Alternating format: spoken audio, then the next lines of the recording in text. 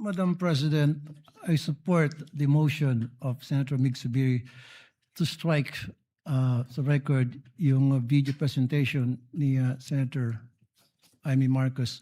I've been in public service broadcasting sa media for almost 30 years now. First time na ako nakita ng How Shao presentation kanina. But before that, let me tell you this. Sana wag nating gamitin yung plenary para sa mga conspiracy theories natin. Sana maging totoo lang tayo. Again, babalikan natin yung sinasabi ko, experience ko sa media. 30 years na po ako sa media. Kapag ako po or anybody from the media, professional, legit, hindi yung house show, pag nag-expose, gumawa ng expose, binabakapan yan ng video related doon sa expose, hindi yung gawa-gawa, hindi yung katang-isip, hindi yung opinion.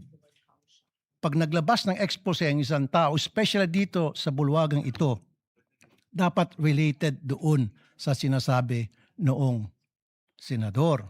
Just like what Senator Zubiri said, nakita niyo naman po, Madam President, every time na ako'y gagawa ng expose, every time na ako'y gagawa dito ng privilege speech, at yung privilege speech ko, binabakapan ko po ng mga sumbong, actual na mga sumbong ng mga taong lumalapit sa aking programa at dinadala ko rito para mabigyan ng solusyon ang problemang inilalapit sa akin. At hindi po yung opinion lamang. Ganun po dapat tayo rito.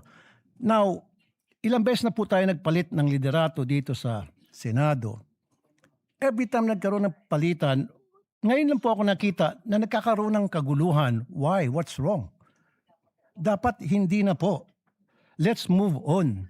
Kasi nasasayang po yung oras natin dito, puro na lang bangayan. The people have spoken.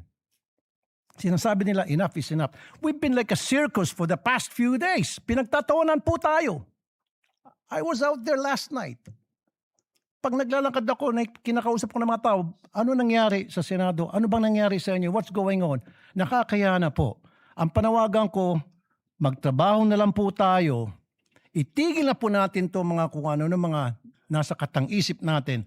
Let's move on because we were voted, elected by the people para magtrabaho, hindi para magbangayan. Maraming salamat, Madam President. Maraming salamat po. Tayo po ay nakikiisa rin sa sinabi nyo. May katanungan lang po ang presiding officer because we are using either the Filipino language or English.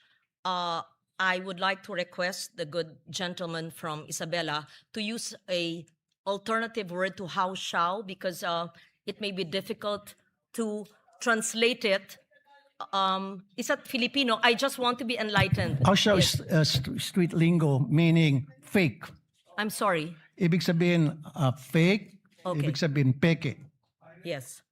So that it's clear because I Pirated. was also asked. So are Pero you Tagalog na yun. are you there editing or amending the statement? Sige, from because how even shall, the, let's the edit it to spelling was not clear fake. also to the stenographers.